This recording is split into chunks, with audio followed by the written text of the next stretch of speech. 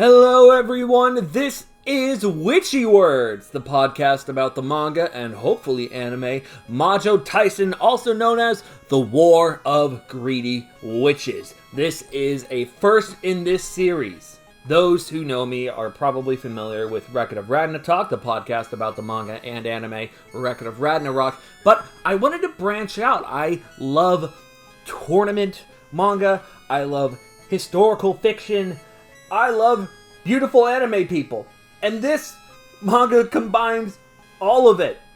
I knew that if Record of Ragnatalk was something that I stuck with, that I did eventually want to branch out into other tournament manga, and this was my very first choice. The way I'm going to be doing this podcast is a little bit different than how I do Record of Ragnatalk, at least at first. The way that I'm going to be doing it is I'm going to start out this episode by sort of just giving the background on the whole story of the War of Greedy Witches, and then I'm going to, hopefully, if I have time, once a week, don't hold me to that, things change in my schedule, but I'm going to try to cover a fight in a week, rather than each chapter every week, because I'm very, very far behind.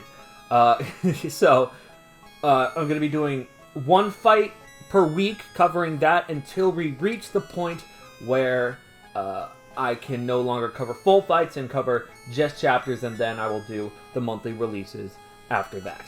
The War of Greedy Witches starts off by explaining how history has so many different significant women and have dubbed these women witches. It then goes to show all the women who are going to participate in this tournament and let us know that only one of them will survive.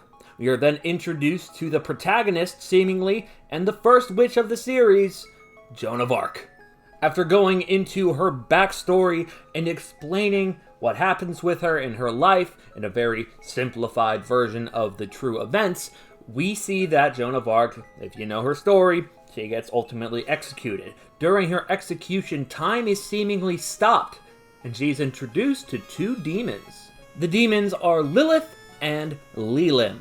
I am, of course, familiar with Lilith, however, Lilim is one that I couldn't find any information on. The closest thing I can find was Lilina, with an N, which is sort of seen as the children of Lilith, and are known to attack men in Jewish and Mesopotamian folklore.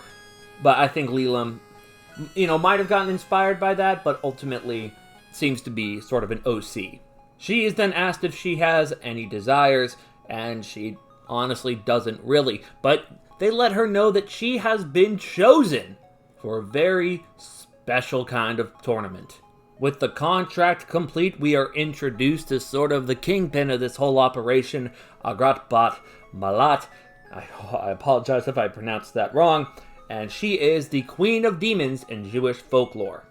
32 different women have been chosen for this tournament, and each of them desire something, except Joan of Arc, who just kind of was given an order and wants to follow orders, so she's doing this. Each of these women are going to participate in a death match until there is only one left, and each of them will be granted special powers. We are then introduced to the quote-unquote pure witch, Marie Antoinette.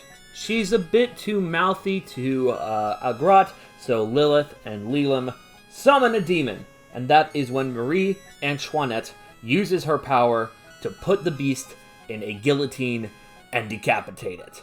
Marie Antoinette then kind of asks Joan of Arc who she is, and Joan of Arc, of course, tells her that she's Joan of Arc. Marie Antoinette has sort of a fangirling moment and says that she kind of didn't expect Joan of Arc to kind of be the way she is.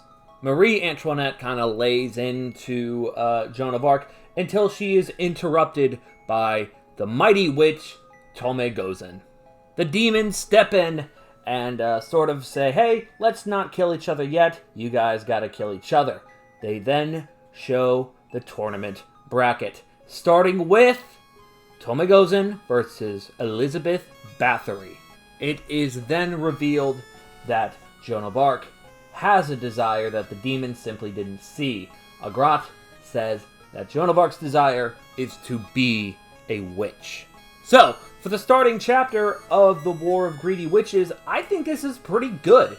It sets up some characters, it also sets up the world, the tournament, the design, sort of everything that we need to know. My only question is, why would Joan of Arc want to be a witch? Why would that be her desire? She was executed falsely for being a witch in real life, and as well, it's reflected here in the manga. So her desire to want to be a witch is sort of confusing, at least now. We might fully understand later on when we get into the fights and the backgrounds of each of the characters.